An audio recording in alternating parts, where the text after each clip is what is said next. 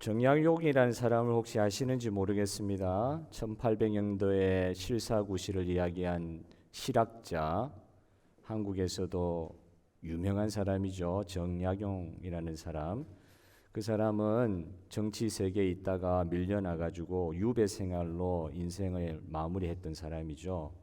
그 유배 생활, 그러니까 자기가 잘못을 그렇게 하지 않았는데도 유배 생활을 당하면서 어려워했기 때문에 모순투성이의 이 삶에 대해서, 현실에 대해서 풍류를 읊었고 세상을 관조하고, 달관이라는 단어를 아십니까? 이 세상을 돌을 텄다 이 말이죠. 달관.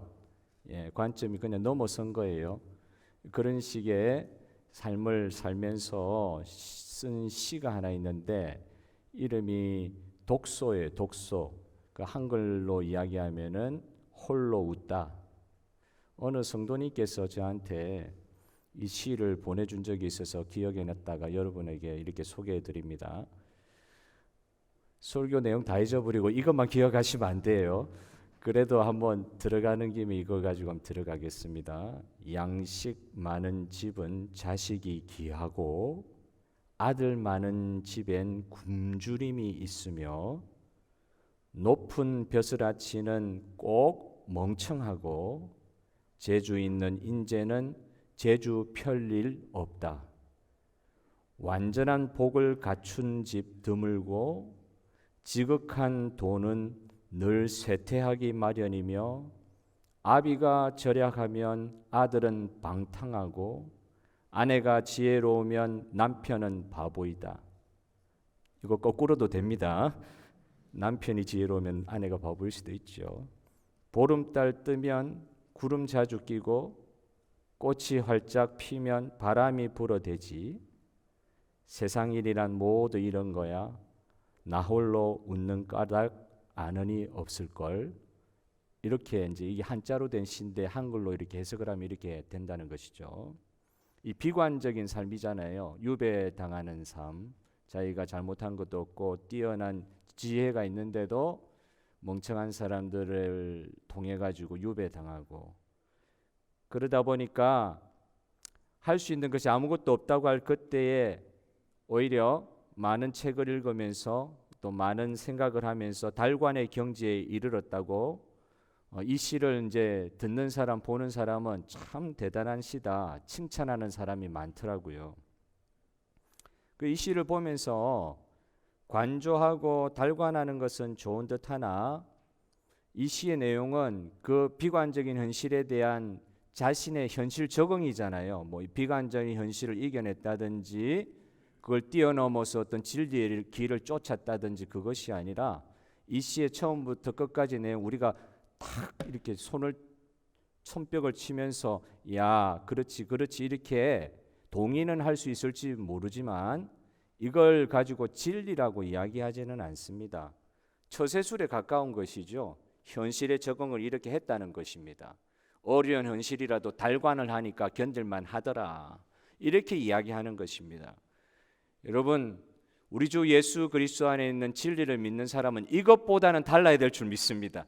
이거하고는 달라요. 현실을 적응을 잘하는 방법 가르쳐 주는 게 성경 말씀이 아니고 현실에 적응을 잘하면서 참 달관해서 사는 것이 그것이 예수 믿는 사람의 삶의 태도다. 그렇게 성경은 가르치지 않습니다.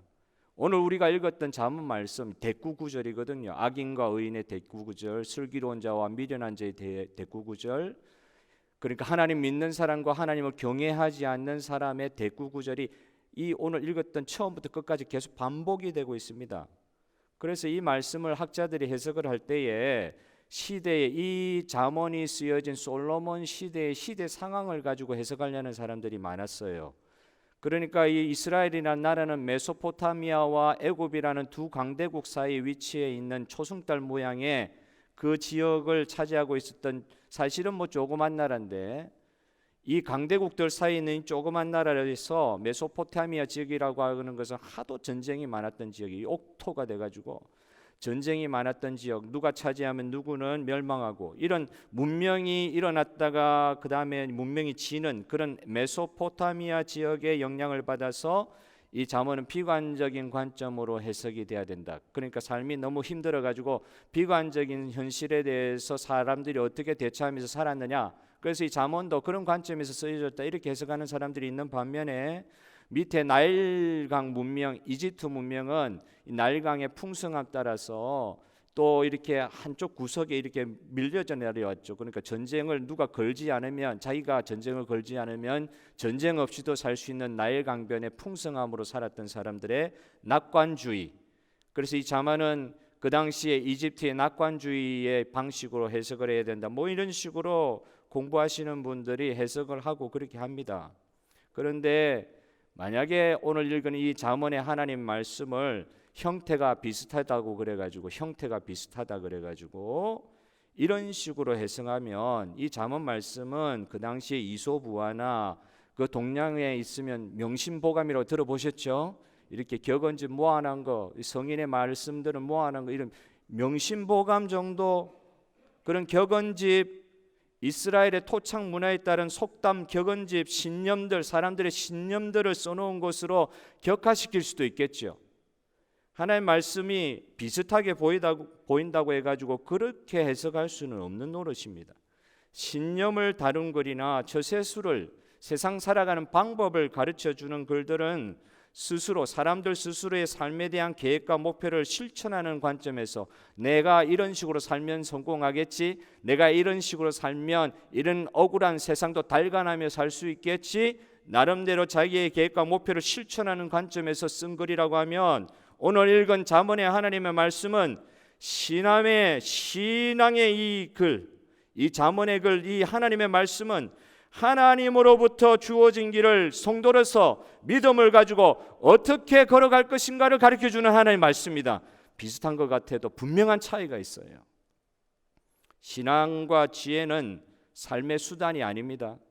처세술을 가르친다고 했을 때 이거는 삶의 수단과 방법을 가르쳐주는 것이고, 오늘 읽은 우리 하나님의 말씀이 잠언의 말씀은 이 말씀 자체가 삶의 목표가 되어야 될 줄로 믿습니다. 삶의 목표가 되는 게 하나님의 말씀이란 말이에요.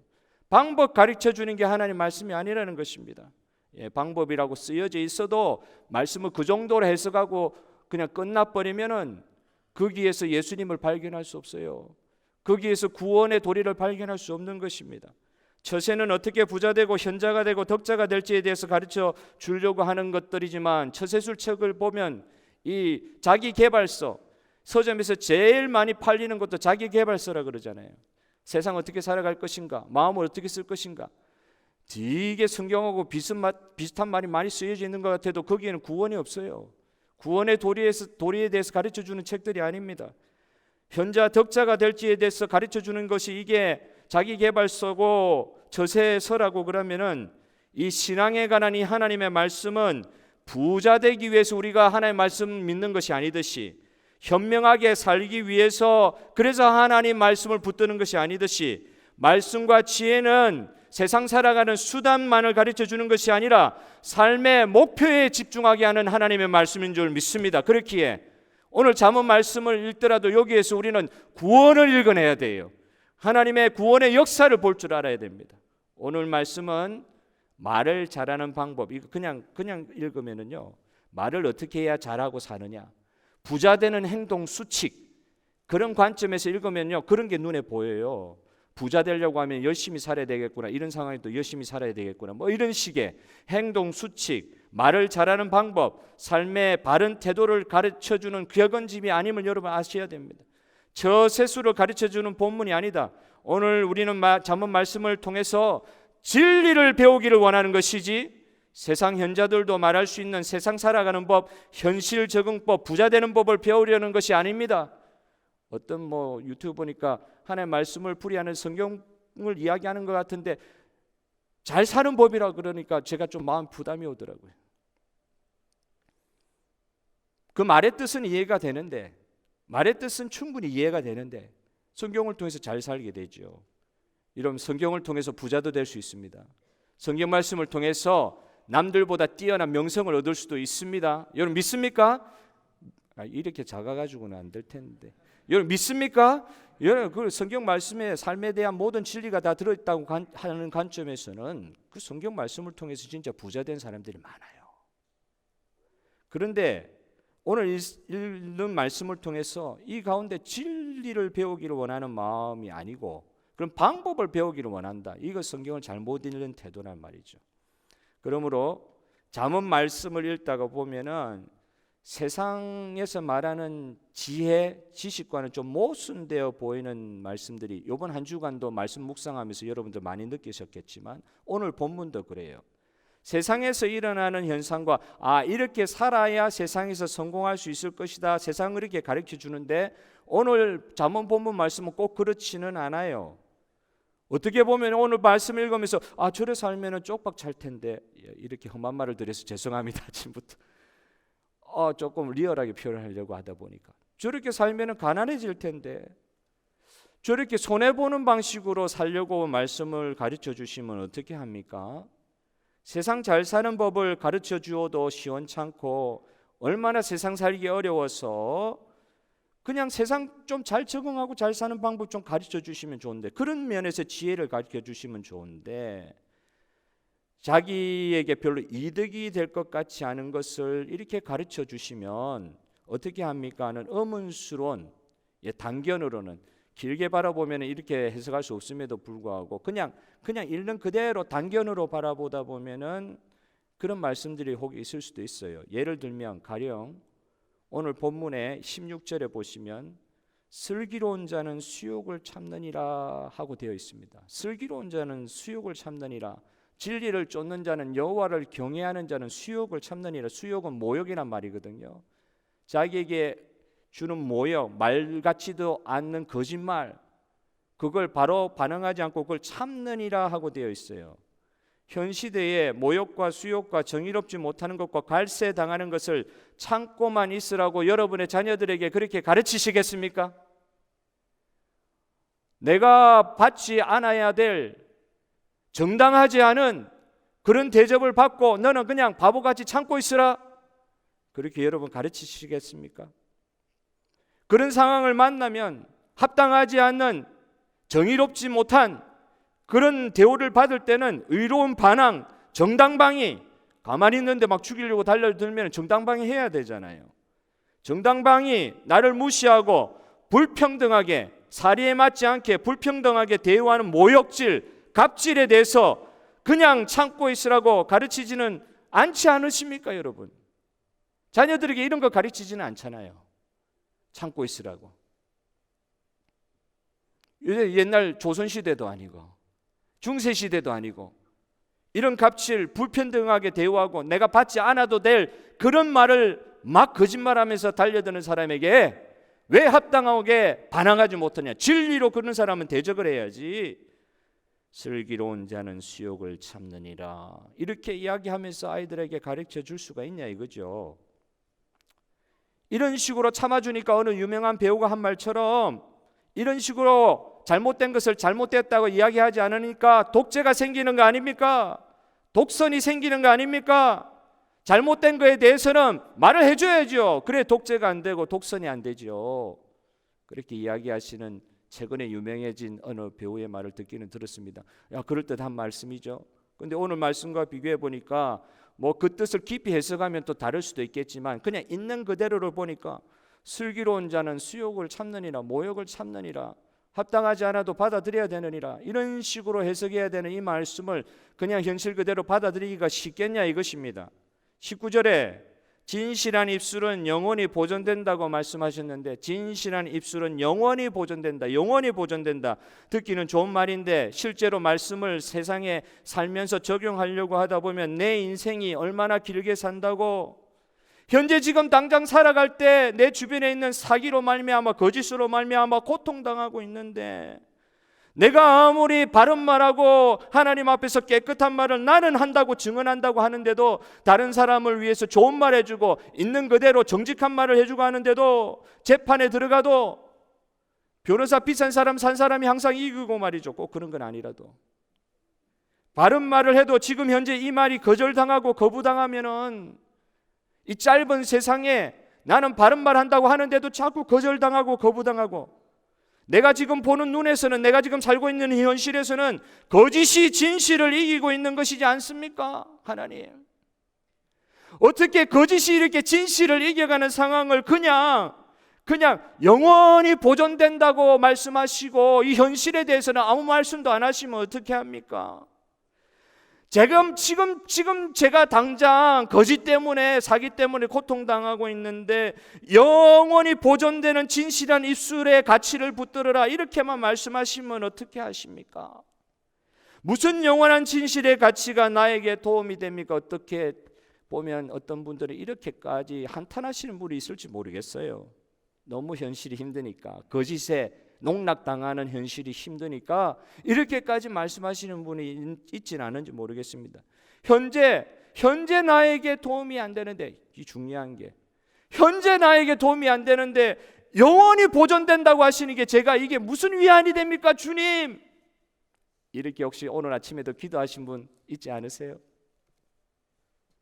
23절에 슬기로운 자는 지식을 감춘다고 되어 있습니다. 오늘 말씀에 지금과 같은 피할 시대에 자신을 잘 드러내고 효과적으로 세상 가운데 자기를 드러내도 잘 살까 말까인데 자신을 감추고 있으라 그러는 거예요. 말씀에 자기를 감추고 미련한 자는 자기의 미련한 것을 선전하느니라, 이런 식으로 되어 있거든요.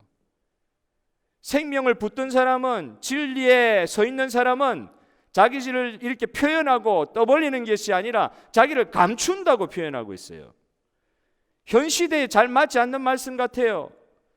너무 현실적이지 않은 말씀 같아요. 어떻게 슬기로운 자가 자기를 감추는 자를 슬기로운 자라고 말씀하실까? 그냥 읽으면은 마음이 좀 부담이 생긴단 말이죠. 정약용이 자기 현실을 그렇게 이야기했던 것처럼 현실에 모순된 상황을 보면서 이걸 어떻게 내 힘으로는 이겨낼 수가 없으니까 그냥 달관했단 말이죠. 그냥 득도했다. 돌을 깨쳐가지고 그걸 그냥 내가 어떻게 할 수 없는 세상이니까 그냥 스스로 혼자 웃는단 말이죠. 스스로 혼자 웃지 않으면 미쳐버릴 수밖에 없는 세상이니까 너무 부정직하고 너무 부조리하고 너무 거짓이 횡행하고 진실을 이야기하면 통하지가 않고 귀양 갈 수밖에 없는, 유배될 수밖에 없는 그런 상황에서 홀로 웃지 않으면, 득도하지 않으면, 달관하지 않으면 그냥 미쳐버린다 이거죠.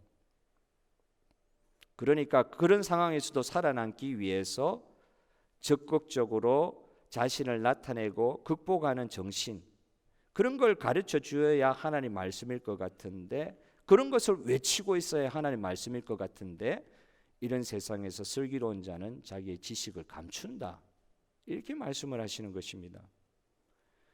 그러나 여러분, 오늘 말씀의 결론 같은 말씀, 오늘 28절의 말씀을 제가 읽어드리겠습니다.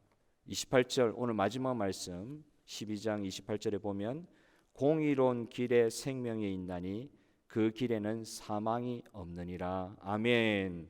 공의로운 길, 진리의 길에는 생명이 있나니 그 길에는 사망이 없느니라. 조금 다르게 읽어볼까요?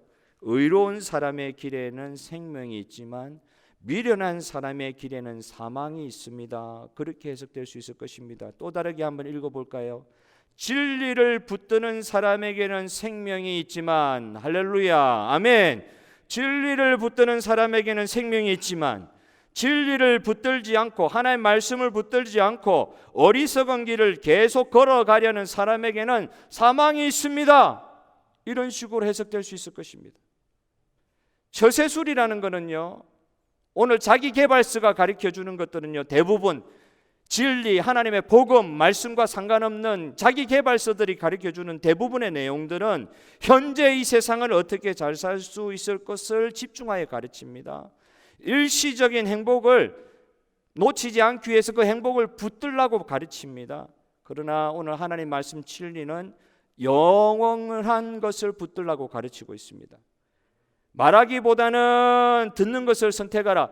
어떻게 말하는 것보다 듣는 거 좋아하는 분도 계실지 모르지만 악하고 어려운 사람들이 공격하는 상황에서도 자기를 대변하고 자기를 보호할 생각하지 않고 그냥 우리 예수님처럼 도살장에 끌려가는 소와 양같이 그냥 묵묵히 있는다? 이건 안 맞단 말이에요. 말하기보다는 듣는 것을 선택하라, 이걸 가르쳐 주는데 이게 안 맞는 것 같단 말이에요. 오늘 진리의 말씀 또 뭐라고 이야기하십니까? 분노를 표현하기보다는, 이 비진리에 대해서 분노를 표현하기보다는 어떤 면에서는 참으라, 지혜로운 자는 참는다, 수욕을 참는다, 이렇게 이야기합니다. 16절에 진리를 말하기 어려운 환경에서라도 진리를 붙들고 영혼의 가치를 바라보고 대세에 흐르는 그 흐름에 가지 말고 진리가 소수라 할지라도 그 진리를 붙잡아라. 영혼의 가치를 붙잡아라. 모든 사람이 일시적인 가치에 다 함몰되어 살아간다 할지라도 주 예수 그리스도를 인격적으로 만난 주 예수 그리스도의 제자들은, 성도들은 영원한 가치를 붙들고 살아라. 할렐루야.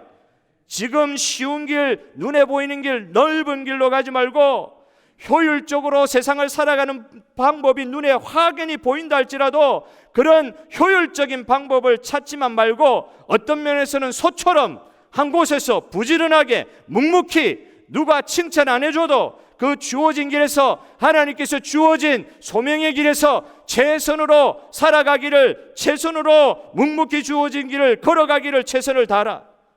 말을 만들어내지 말고 어떤 면에서는 비판하고 싶은 마음이 들어도, 그러니까 비판한다고 했을 때 그냥 비난 이런 것이 아니라 이 사람의 잘못을 지적하고 비판하고 싶은 마음이 들어도 선한 말, 25절에 선한 말이라 그랬습니다. 선한 말로 그 사람들의 격려를 자꾸 해주라.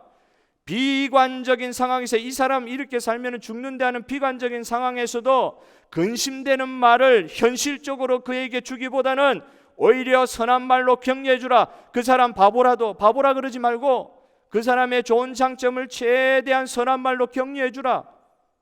사실은 일반적으로 이야기하는 그런 말들하고 비슷할 수도 있지만 또 반대되는 말씀이에요. 또 어떤 말씀합니까? 17절부터 22절까지 대세가 그렇게 흘러간다고 거짓된 말, 거짓된 흐름에 동조하지 말라. 대세에 끼어야 내가 살아남으니까, 진리가 아님에도 대세에 끼는 거, 그래야 내가 살아남으니까 거짓된 말에 동조하기가 쉬운데 소수라도 영원한 가치를 붙들고 진리 편에 서는 편에 서라. 여러분, 이 시대, 포스트 모던의 시대, 이 시대는 부흥기가 지났다고 이야기하시는 분들이 많아요. 점점 이제는 순교의 길로 점점 가는 시대가 올 것이다. 요한계시록의 말씀처럼. 이 대세는 사실은 예수 믿기 어려운 시대로 점점 돼가는 것이 사실인 것 같아요. 예수 진짜 잘 믿으려고 그러고 예수 그리스도의 말씀하신 바 복음 위에서 서서 살아가려고 하면 소수편을 선택해야 되는 그런 시대가 되어가고 있습니다. 자기 주장이라고 다른 사람을 이겨서기 위해서 말을 함부로 하지 말고 언제든 사람의 마음에 호소하는 지혜로운 말, 마치 영양제와 같은 말을 하기 위해 힘쓰라. 18절.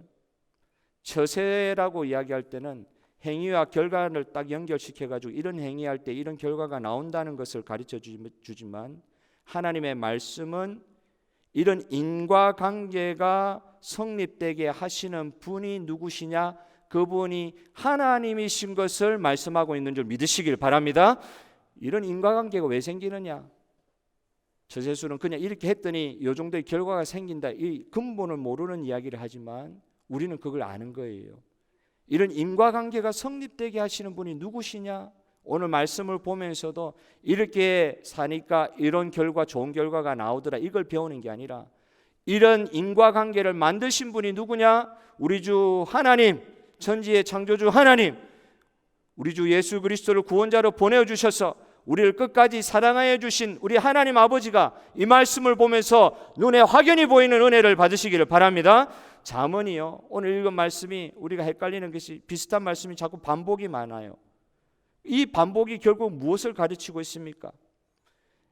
이 잠언의 1장에서 우리가 본 바와 같이 여호와를 경외하는 길이 진리요 지식의 근본이요, 이것에서 생명이 나오고 하나님을 믿지 않는 어리석은 길은 결국은 사망으로 연결될 수밖에 없다는 것을 이 수많은 대꾸를 통해 가지고, 이 대꾸절을 통해 가지고 집요하리만큼 일관되게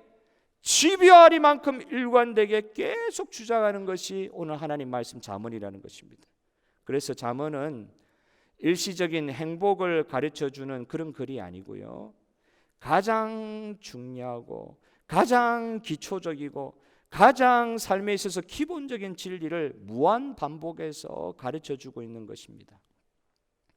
잠언의 반복을 보면서 한번 생각해 볼 수 있는 것이, 군대 갔다 오신 분들 아시겠지만은, 여러분 군대 가시면은 전쟁이 일어나지도 않았는데 3년 동안 똑같은 거 계속 반복합니다.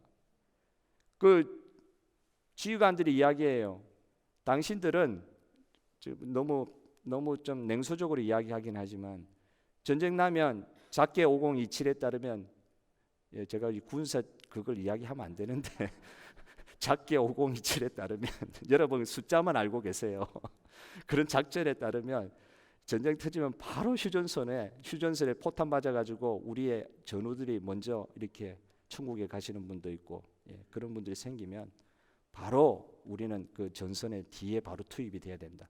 여기는 20분짜리, 여기는 하루짜리, 여기는 이틀짜리, 뭐 이런 식으로 자조적인 이야기를 하더라고요. 그런데 그 10분 혹은 하루 견디는데 전쟁이 만약 나면 쓰임받기 위해서 군인들은요, 직업 군인들은 평생, 의무 군인들 3년 군대 갔다 오고 2년 군대 갔다 오는 의무 군인들은요 3년 내도록 똑같은 거 얼마나 계속 기본적인 것만 반복하여 훈련받는지. 전쟁이 일어나지도 않았는데 조금 잊어버릴 만하면 기초를 또 반복시키고, 저 총 얼마나 많이 쏘았는지 모릅니다.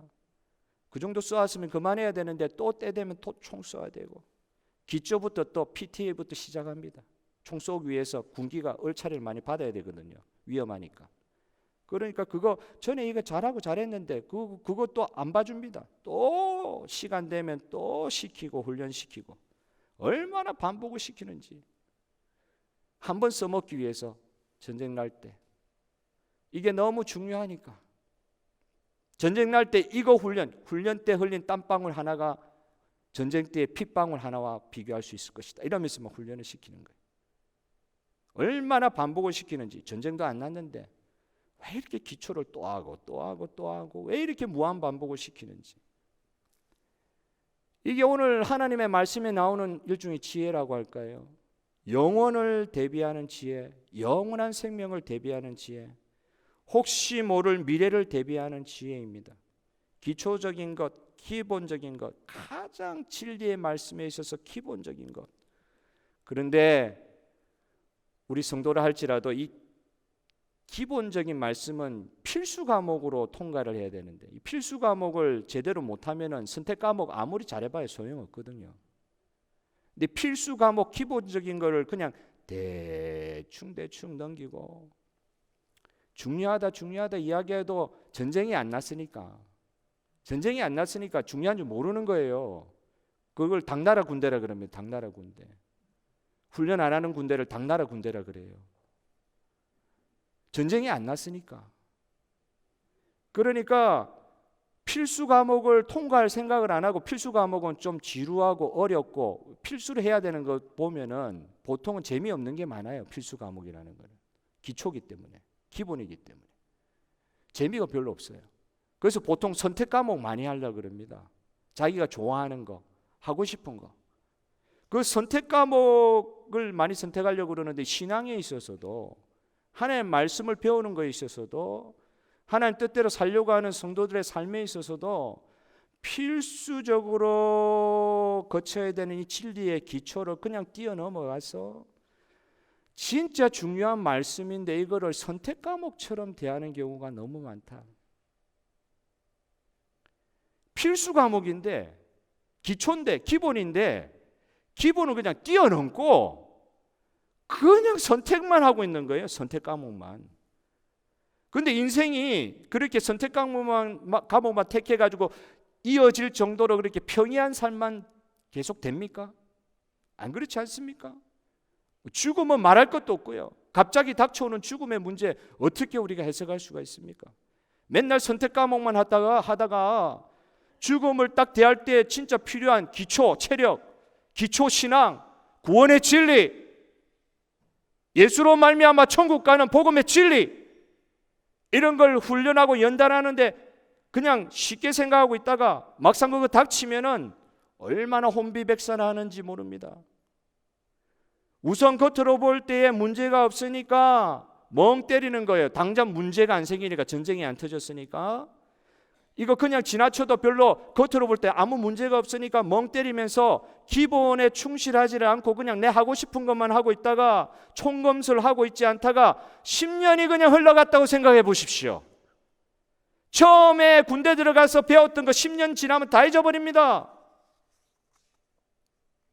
도끼가 있다고 한번, 요즘에 제가 도끼에 관한 그 이야기들을 많이 하거든요. 도끼가 하나 있다고 생각합시다. 도끼는 이게 날이 날카로워가지고 치면은 나무가 패여야 되는 그 기구지 않습니까? 그런데 도끼가 하나 있는데 도끼날이 녹슬었어요. 도끼 자루가 나무가 돼가지고, 도끼 자루가 옛날엔 다 나무였잖아요. 나무를 이렇게 도끼 자루로 만들기 때문에 이게 이 쇠는 그래도 녹슬더라도 끝까지 가는데 이 도끼 자루는 그냥 놔둬버리면은, 그냥 놔둬버리면 관리 안 하고 놔둬버리면 썩어버리기 때문에 도끼 날도 정기적으로 갈아줘야 되고요. 도끼 자루도 때가 되면은 수시로 교체해 줘야 되는 거 아니면, 제 할아버지가 이거 많이 교체하는 거 나 많이 봤어요. 어릴 때 낫을 굉장히 교체를 자주 하더라고요. 비 오고 난 뒤에도 낫을 교체하기도 하고 그러더라고요. 낫 자루를, 낫은 비싸니까 자주 못 사니까 이거는 그냥 놔두고 그냥 갈아서 쓰는데, 낫 자루는 얼마나 자주 교체하는지 제가 할아버지 옛날 농사 지을 때 많이 봤어요. 도끼 자루를 정기적으로 교체를 해줘야 되는데, 수시로 교체를 해줘야 되는데 그냥 우선 볼만 하니까, 선녀와 나무꾼 이야기 아시죠? 도끼 자루 썩는지 모르고 지냈다, 뭐 이런 이야기 들으셨죠? 그러니까 그냥 보기에 문제가 없어 보이니까 그냥 놔둬버리는 거예요. 그런데 막상 급한 일이 생겨가지고 긴박한 때가 돼가지고 도끼를 딱 들고 한번 내리치려고 하는데 도끼 자루가 힘없이 부러져 버리는 거예요. 아무리 도끼날이 무겁고 쇠로 된 것이고 무기와 같은 것이라 할지라도 도끼 자루가 힘을 받지 못하는데 도끼를 쓸 수가 없는 일이죠. 도끼날 그냥 갈지도 않고 녹슬지 않도록 관리도 하지 않고 그냥 놔둬 버리니까 도끼날이 뭉퉁해져서 쓸모가 없는 것입니다. 그냥 볼 때 어려움이 없는 거예요. 세상 사람들도 경제적으로 재리에 밝은 사람들은 대비를 해요. 미리 저축금을 예비해 둡니다. 뭐 할 때, 부도 날 때를 대비해서 어떻게 할지에 대해서 플랜전시 그게 있어요. 위험에 대비하는 것들을 항상 준비를 해놔요. 예수 믿는 거와 상관없는 사람도. 세상의 법칙과 원리도 지금 평안하다 할 때에 돈을 대비해 놓는데, 무슨 돈을 대비해 놓느냐? 부도 날 것 대비하는 돈을 대비해 둬요. 평안할 때.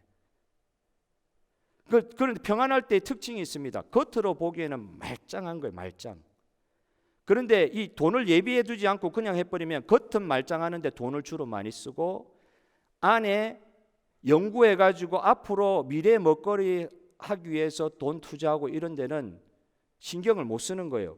보통 기업이 100년 가는 기업이 별로 없다 그러는데, 진짜 잘 되는 기업도 10년 만에 망하는 기업들 대부분 보면, 첫째는 욕심 때문에 망하고 두 번째는 뭐 때문에 망하는 줄 압니까? 겉으로 볼 때 나 했던 거 그대로 해도 돈이 벌리는 게 1년, 2년, 3년 하다 보니까 10년을 대비 못하는 거예요. 그러면 그 회사는 1년, 2년, 3년 돈 벌다가 10년째는 망하는 것입니다. 대비를 안 해놨으니까요. 겉으로 볼 때 아무 문제가 없으니까 그냥 감가상각비만 맨날 대면서 것만 유지를 한다고, 것만. 그러다 보니까 속에 미래를 대비하는 연구도 안 하고 R&D도 안 하고 미래에 대한 투자를 하지 않고 이러다 보니까 회사가 아무리 잘 돼도 3년을 못 넘기고 10년 갈 회사는 안 되는 것입니다. 신앙이 어렵고 성도들의 삶이 실제로 어려워지는 경우들을 가만히 살펴보면은 필수 과목하고 선택 과목을 구분하지 못해서 그럴 때가 많은 것 같아요. 진짜 중요한 거하고 그냥 덜 중요한 거하고 구분을 못하는 것이죠. 진짜 중요한 거는 지루하고 힘들어도 기초를 세우기 위해서, 기본을 세우기 위해서, 영혼을 대비하기 위해서 여호와 경외하는 지혜는 계속 필수 과목으로 끊임없이 말씀으로 연습해야 되는데, 이거는 예배에 나와도 되고 혹은 안 나와도 되고, 기도는 해도 되고 안 해도 되고, 정기적으로 말씀을 대하는, 매일매일 말씀을 대하는 큐티 연습은 해도 되고 안 해도 되고, 이런 식으로 선택 과목으로 바꾸기 시작하면서, 해도 되고 안 해도 되고 하는 선택 과목으로 바꾸기 시작하면서 우리의 겉은 별로 변화가 없어요. 하나도 변화가 없어요. 살만해요. 겉은 멀쩡한데 속은 영혼을 대비하지 못하는 정말 일시적이고 일시적인 공격에 그냥 허무하게 무너져버리는 그런 속의 빈 상태. 도끼자루가 썩어가면서도 10년 동안 도끼자루가 썩는지도 모르고, 투자도 안 하고, 하나님 말씀에 투자도 안 하고, 하나님 말씀에 바로 세우려고 사람을 키우려고 하지도 않고, 우선 유지가 되는 거 그거에 집중하다가 미래를 잃어버리는 거. 여러분, 이런 일들이 생각밖에 많이 있다는 것입니다. 오늘 잠언 말씀의 주제는 생명을 얻기 위해서, 영혼의 가치를 세우기 위해서 끝이 중요하고 끝이 좋은 지혜를 택하여 날마다 연습하라는 하나님 말씀으로 받으시기를 바랍니다. 날마다 연습해야 됩니다. 기초 과목은 날마다 연습해야 돼요. 선택 과목은 그렇게 안 해도 됩니다. 근데 하나님 말씀은요, 기도는요, 날마다 연습해야 됩니다. 그거를 제쳐놓고도 우선 볼 때 별로 문제가 없거든요. 투자 안 해도 돼요. 그냥 넘어간단 말이에요. 하나님 은혜로. 그러니까 투자 안 하고 있다가 나중에 진짜 어려운 일 생길 때 그냥 기본 체력이 바닥 나가지고 혼비백산하는 모습을 많이 보게 되는 것이죠. 진리를 얻기 위해서, 진리를 지키기 위해서 소통하라는 말씀, 오늘 설교 제목에 되어 있듯이 말로써, 오늘 말에 대한 이야기가 많이 나옵니다. 행동에 관한 이야기가 많이 나옵니다. 태도에 관한 이야기가 많이 나옵니다.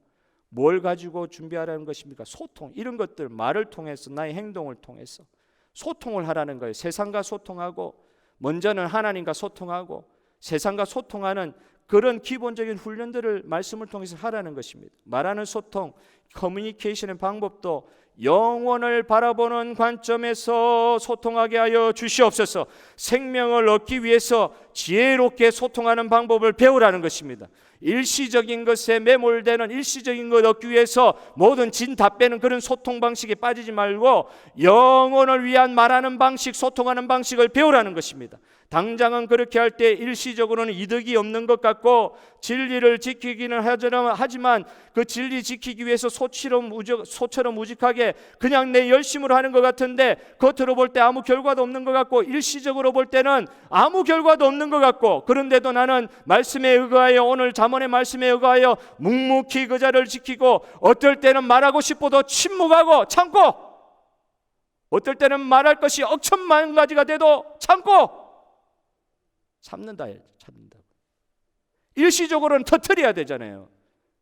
그런데 그때도 참고, 수욕을 참고, 자기를 변호하려고 그렇게 애쓰지 말고, 어떤 면에서는 예수님과 같이 그 모욕을 참고, 잘못된 사람들이 거짓으로 자기 행위를 바르게 여긴다고 해도, 잘못 말하는 사람들이 오히려 선하게 여겨지는 상황이 있다 할지라도 그 상황을 그리스도를 생각하며 참아낼 때가 있어도, 그게 너무 힘들게 느껴져도 영혼을 바라보는 소통의 방식으로 훈련이 된 사람들은 생명을 얻고, 그 생명을 낳는 소통의 방식을 택하라고 오늘 말씀이 가르쳐 주는 줄 믿습니다. 그 말씀을 배워야 될 줄로 믿습니다. 생명을 얻는, 남는 이런 생명을 낳고 생명을 얻는 이 소통의 방식을 택하라. 말할 때도 행동할 때도 이런 소통의 방식을 따라라. 당장 얻는 게 없어도 그 진리의 말씀의 소통 방식을 따르기 위해서 기본에 충실하라. 말로 떠벌리는 거짓 증거가 사망에 이른다고 했음에도 불구하고 사실은 현실은 거짓 증거해가지고 돈 버는 경우가 많죠. 참아내고 이것을 듣는 자세 계속 유지하기 힘든 것이 사실이지만 그 상황을 참아내고 듣는 자세, 그냥 거짓 증거하는데 마음 뺏기지 말고 듣는 자세를 통하여 참고 생명에 이르러라는 오늘 말씀을 보면 현실에 맞지 않는 것 같아도 이게 영혼의 가치를 가르쳐주는 말씀입니다. 여러분, 필수 과목은 어렵고 조금 힘든 감이 없지 않아 있습니다. 꼭 해야 되는 것인데 재미가 없을 수도 있어요. 그렇지만 이 기초의 과정을 그냥 넘겨버리면 진짜 결국 어려워집니다. 하나님 말씀과 기도는 매일매일 필수 과목으로서 선택하게 하여 주시옵소서. 내 좋을 때 선택하는 그런 과목 되지 않게 하여 주시옵소서. 힘들어도 말씀의 진리 위에 서서 선택하게 하여 주시옵소서. 현 시대는 진리에 대한 관심이 부족하고 진리가 하대당하는 시대잖아요. 이 낮게 진리란 것 가치에 대해서 별로 사람들이 중요하게 여기지 않아요. 현재 사는 것이 중요하지 진리 현재 눈에 안 보이는데 그거 나한테 별 도움 안 되는 것이다. 그러면은 그 진리 아무리 이야기해봐야 소용없는 점점 그런 시대가 되어가고 있습니다. 옛날에 제가 어릴 때만 해도 권세 있는 진리의 자리가 있었어요. 그리고 권세 있는 사람들이 있었어요. 누가 이야기를 권세를 가지고 이야기를 하고 권위를 가지고 이야기할 때 그걸 들어주는 분위기가 있었어요. 그런데 이 시대는 포스트 모던의 이 시대는 각자 개인이 최고의 진리이기 때문에 진리의 권위가 있다고 아무리 다른 사람이 이야기해도 내가 아니면 아닌 겁니다. 각자의 삶의 방식이 존중되는 것이지 진리에 어떻게 순종할까? 이거 너무 구식이라는 거예요. 내 삶의 방식이 진리다 이렇게까지 이야기는 안 할지 몰라도 각자의 삶의 방식이 최고의 가치가 되어 있어요.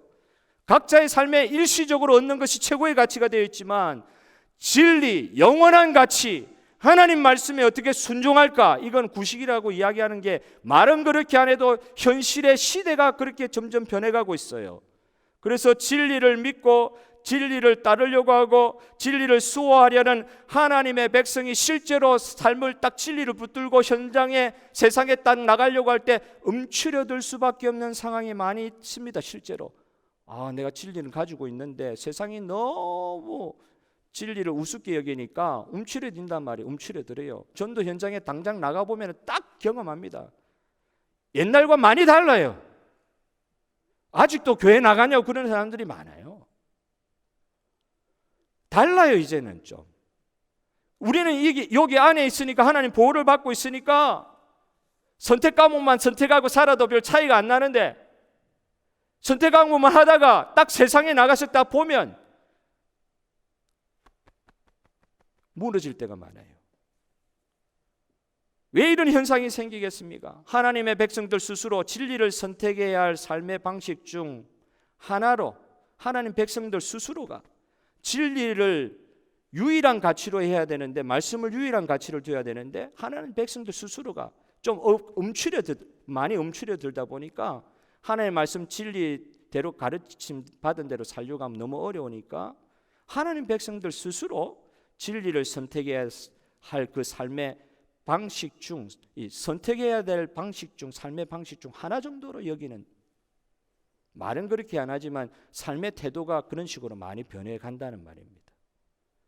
세속주의의 거친 파도들 가운데 하나님 말씀의 선명한 기준을 잃어버리고 말씀에 근거해서 세상은 그렇게 노도한 그 파도와 같이 우리를 덮친다 할지라도 우리는 하나님 말씀으로 훈련이 되어 필수 과목 열심히 말씀과 기도에 우리 마음을 매일매일 쏟음으로 말미암아 영적 기백이 살아서 그렇게 살고 있습니까? 생명을 얻기 위해서는 영원한 가치를 얻기 위해서는 진리의 소통 방식을 붙들어야 되는데 진리의 소통 방식을 붙들려고 하다 보니까 말씀대로 살려고 하다 보니까 현재는 좀 어렵게 느껴지고 일시적으로는 그것 때문에 고난을 당할 수도 있지만 진리를 붙들고 세상과 소통해야 되는 것이 우리 성도의 삶인 줄 믿습니다. 진리를 붙들고 세상과 소통해야 된다. 다윗이 골리앗과 맞설 때를 한번 보십시오. 이스라엘 백성은요 블레셋이라는 이 절대절명의 골리앗이라고 하는 이 사람 이 막강한 이 세상의 세력 앞에서 얼마나 주눅이 들어가지고 움츠려들었는지 누구도 그에 대항하여 하나님 여호와 하나님의 이름을 막 욕을 하고 그러는데도 꼼짝달싹도 못하고 있는 이스라엘 백성들을 보면서 나이도 어린 다윗이 형 도시락 갖다 줬다가 왕이 되는 역사가 일어날 수도 있습니다. 도시락 갖다 주러 갔다가 이스라엘의 여호와 하나님을 욕하는 이 블레셋을 보면서 의분이 안에서 일어나는 거죠. 그런데 이스라엘 백성들은 세상과 맞서서 소통할 수 있는 진리의 근력, 근육 이런 게 필수 과목 제대로 안 하다 보니까 상실하고 너무너무 골리앗만 쳐다보면 두려운 거예요. 이기지를 못하겠다는 생각에 그냥 완전히 주눅이 들어버렸습니다. 그들의 방식대로 이제 나가려고 해도 골리앗이 들고 있는 배틀채 같은 창, 칼, 방패 보니까 완전히 주눅이 들어가지고 그런 갑옷과 투구와 칼도 없었을 뿐더러 용기마저도 사라져버린 세상의 방식, 골리앗은 배틀채 같은 창과 칼을 들고 나오는데 그게 대항할 수 있는 창과 칼이 없는 이스라엘 백성으로서는 무기가 아무것도 없는 거예요. 대항해서 맞설 수 있는 무기가 아무것도 없는 거예요. 그러니 주눅이 들 수밖에 없지 않습니까? 다윗도 마찬가지였습니다. 무기가 없었습니다. 그냥 돌 몇 개 가지고 골리앗 앞으로 나아갔습니다. 그러나 그가 돌 몇 개 가지고 나간 것만은 아니에요.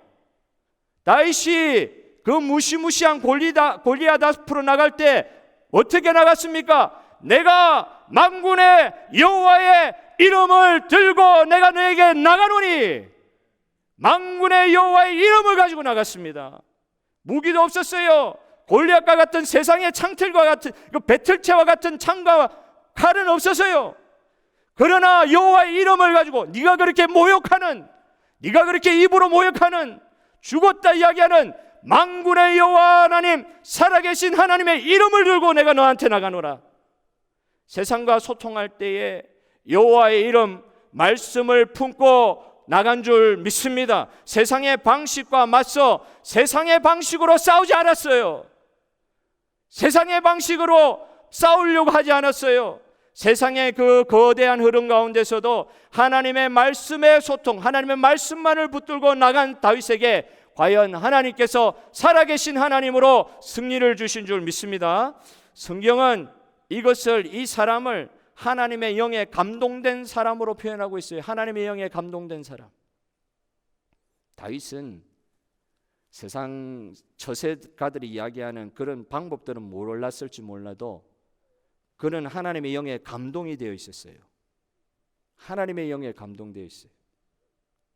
하나님의 영이 그와 함께 하시니, 하나님의 영이 함께 하시니 다윗이 점점 강성해져 갔더라. 이게 성경 말씀입니다. 하나님의 영이 함께 하시니. 오늘 성령 강림 주일입니다. 6월절 예수님의 죽음과 부활 이후에 50일째 되는 날, 예수님이 승천하시고 나서 너희들은 약속한 곳을 떠나지 말고 기다리라 하면서 열흘 가까이 아마 그곳에 있으면서 매일 밤마다 기도한 것은 아닌지 모르겠습니다. 제자들이 마가다락방에 모여 기도할 때 성령께서 오순절 날 마가다락방에 임하셨습니다. 성령은 불로 임하셨습니다. 성령은 그때 불로 제자들과 소통을 하셨어요. 이 불이라는 이미지가 태운다는 이미지도 있지만 불로 그곳을 다 불의 혀 같은 것이 제자들 가운데 돌아다니는 것이 보였단 말이에요. 눈에 보였단 말이에요. 불의 혀 같은 것이 불로 임하셔서 소통의 영으로서 임하셔서 제자들 간에 무너진 담, 첫째는 하나님과 제자들 간에 막힌 담을 성령께서 예수님이 승천하시고 난 이후에 그 자리에 성령께서 오심으로 말미암아 이 성령께서 하나님과 제자들 간에 무너진 이 담, 막혀진 담을 허시는데 성령께서 역할을 하여 주셨습니다. 그래서 막힌 담을 헐어 주셨습니다.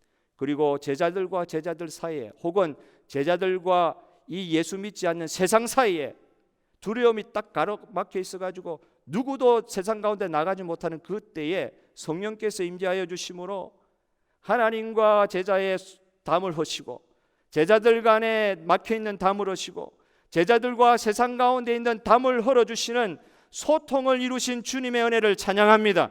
그 성령의 은혜가 오늘 이 시대 이 험한 세상을 살아가는 시드니 중앙장로교회 저와 여러분에게 임하시기를 주님의 이름으로 간구합니다. 축복합니다. 성령께서 소통의 영으로 임하셔서 막힌 담을 헐어주시고 그 당시에 방언을 주실 때 지금 고린도전서 14장에서 이야기했던 알아듣지 못하는 방언이 아니라 그때 임한 방언은요, 창세기 11장에 온 백성들이 다 하나님 앞에 범죄함으로 말미암아 구음이 달라짐으로 말미암아 민족들로 다 흩어졌다 그랬잖아요. 원래 언어가 하나였는데 다 흩어졌어요. 자기 제약으로 말미암아 온 열방으로 다 흩어졌을 때 이 성령 오순절 마가다락방 사건은요, 말을 했는데 자기 나라 말을 했는데 다른 나라에서 온 사람들이 자기 나라 말과 같이 알아듣는 거예요. 자기 제약으로 말미암아 다 흩어져 버린 사람들이 소통하게 하시는 성령의 임재하심으로 말미암아 구음이 하나 되었던 그 첫 시대처럼 성령으로 모든 담이 헐어지고 성령의 말씀으로 모든 것이 헐어져서 복음으로 나올 수 있는 길이 활짝 열리게 되는 날이 성령 강림절인 줄 믿습니다. 그 날이 저와 여러분 오늘 이 시대를 살아가는 저와 여러분에게 하나님께서 주신 은혜의 날입니다. 오늘 성령 강림의 은혜를 받은 저와 여러분, 옛날 예수님 이전의 시대하고는 달라요. 예수님 승천하시고 나서 성령께서 소통의 영으로 우리 가운데 임하셔서 성령의 사람들로 하여금 복음으로 세상과 소통하게 하는 그런 은혜의 역사를 저와 여러분에게 허락하여 주셨습니다.